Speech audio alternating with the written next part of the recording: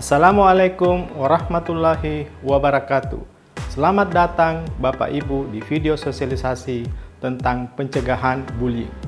Salam sehat dan salam sejahtera buat kita semua. Pada video ini, saya akan memaparkan informasi-informasi perilaku bullying dan bagaimana cara mengatasinya. Tujuan dari informasi ini adalah kenapa Bapak Ibu penting mengetahui tentang apa itu perilaku bullying, agar Bapak Ibu tahu apa itu perilaku bullying.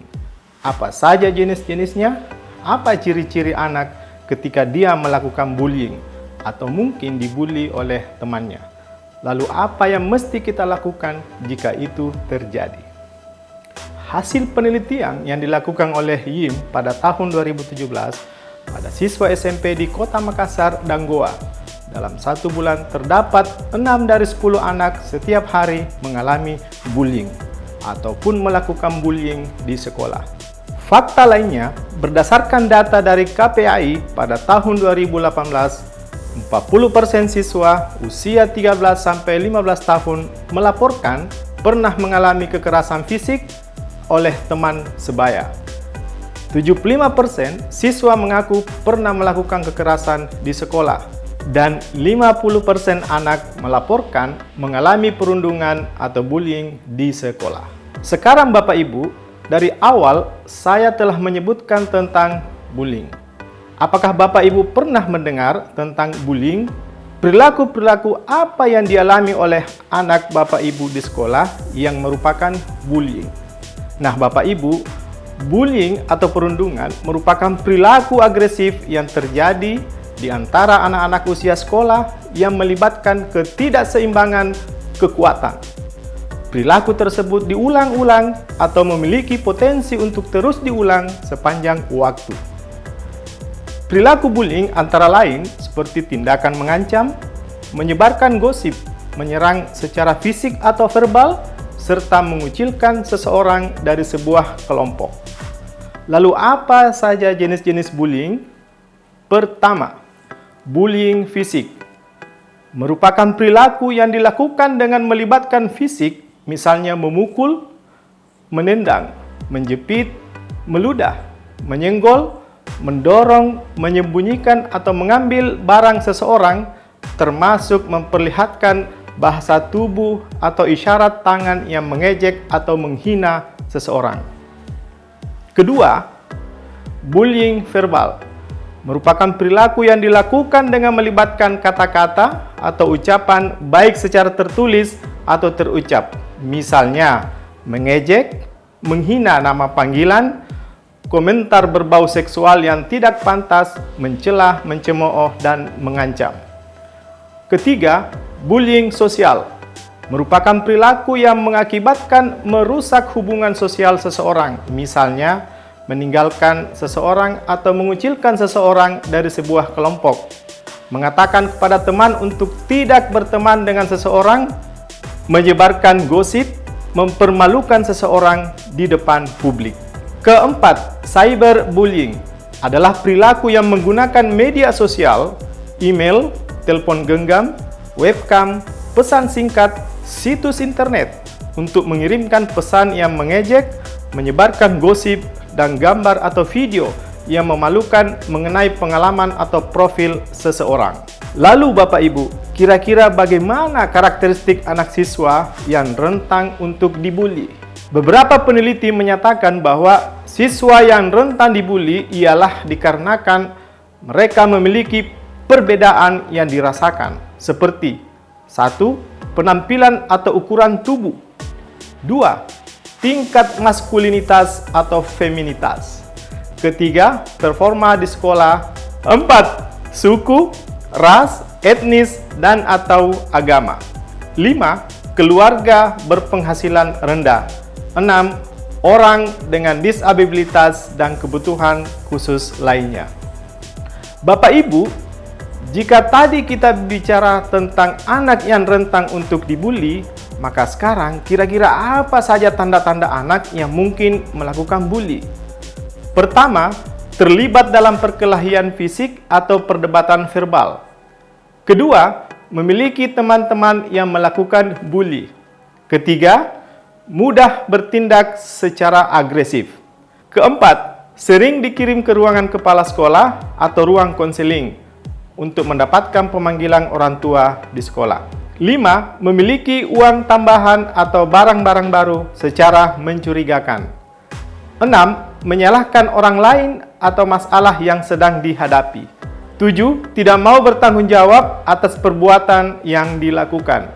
8. Merasa khawatir atau cemas dengan reputasi atau popularitas yang dimiliki. Lalu apa sih tanda-tanda anak yang mungkin telah dibully?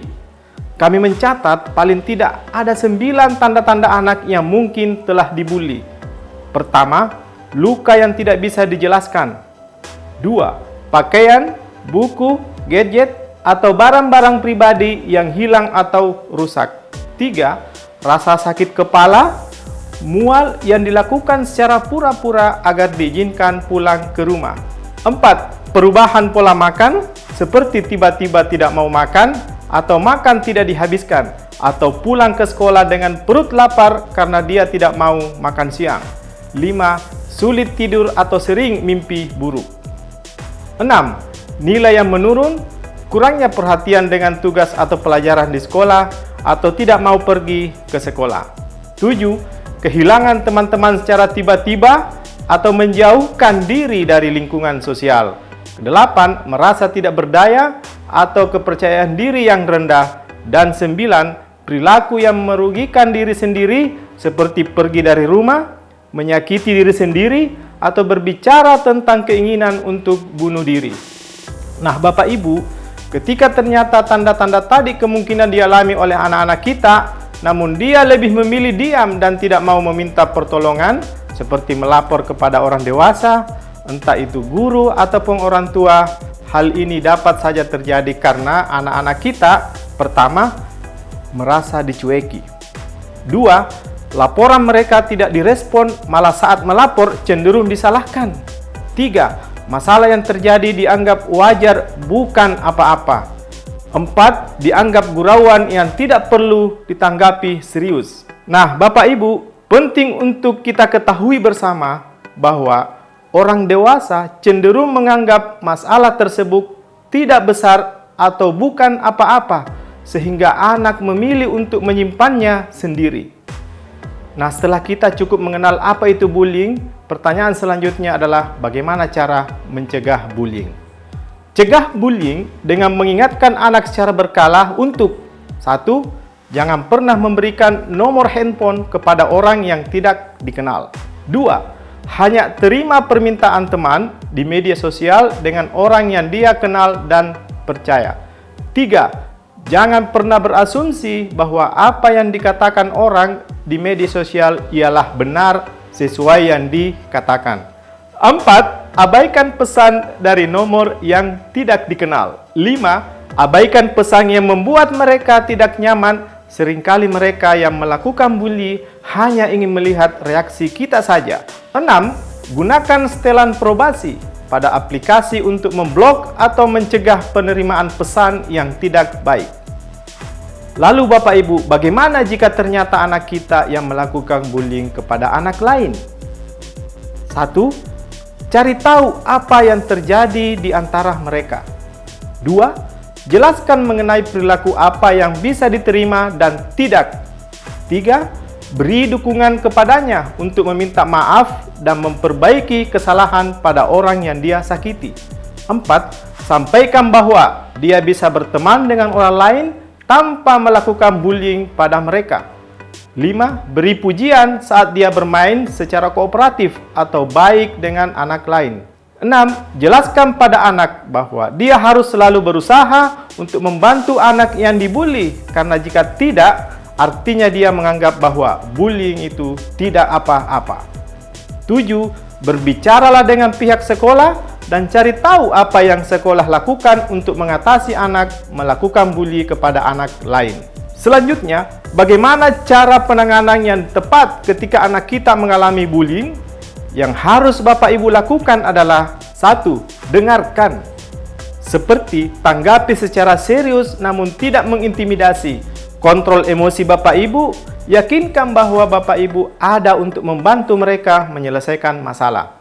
Jika Bapak Ibu tidak setuju dengan bagaimana anak Anda menangani bullying, jangan kritik anak, karena tiap anak memiliki pengetahuan dan kemampuan penanganan masalah yang berbeda. Yakinkan bahwa ini bukan salahnya, dan Bapak Ibu tidak akan melakukan upaya apapun tanpa memberitahu anak Anda terlebih dahulu. Gunakan keterampilan komunikasi yang interaktif dan tanpa kekerasan kepada anak. 2. Beri dukungan. Dorong anak Anda untuk berinteraksi dengan teman-teman yang ramah di kelasnya, atau bantu anak Anda membangun pertemanan di luar sekolah. Ajari anak untuk membangun strategi perlindungan, seperti bagaimana mendapatkan pertolongan dari orang dewasa yang ia percayai. Diskusikan dan buat rencana tindak lanjut dengan anak Anda, seperti menjauhi anak yang suka melakukan bully. Jangan dorong anak Anda untuk melakukan balas dendam, terutama secara fisik. 3. Tangani. Bicaralah kepada pihak sekolah dan cari tahu apa yang sekolah dapat lakukan. Jika Anda atau anak Anda membutuhkan bantuan, datanglah ke pusat layanan kesehatan, hukum, atau sosial terdekat seperti puskesmas, rumah sakit, kantor polisi terdekat, dan lembaga konseling. Ada juga pusat pelayanan terpadu perlindungan perempuan dan anak P2TP2A dan lainnya. Cek kondisi anak Anda secara berkala untuk tahu kondisinya. Sebagai pencegahan, bimbing atau awasi anak Anda dalam menggunakan media sosial dan menonton tayangan di televisi. Hindari tayangan yang mengandung kekerasan. Jadilah contoh yang baik dengan mengajarkan cara saling menghormati dan menolong satu sama lain. Bapak Ibu, ingat, bullying adalah perilaku dan dapat diubah. Untuk mengubah perilaku ini, selain diperlukan dukungan dari seluruh warga sekolah, juga sangat diperlukan dukungan dari Bapak Ibu sebagai orang tua. Perlu untuk diingat bahwa guru, kepala sekolah, siswa, tenaga kependidikan, dan orang tua siswa perlu memiliki pemahaman yang sama tentang bullying, bahwa bullying adalah perilaku yang tidak bisa ditolerir dan harus dihentikan. Nah, Bapak Ibu sekalian, demikian penjelasan saya tentang apa itu bullying. Terima kasih atas perhatiannya. Saya akhiri. Assalamualaikum warahmatullahi wabarakatuh.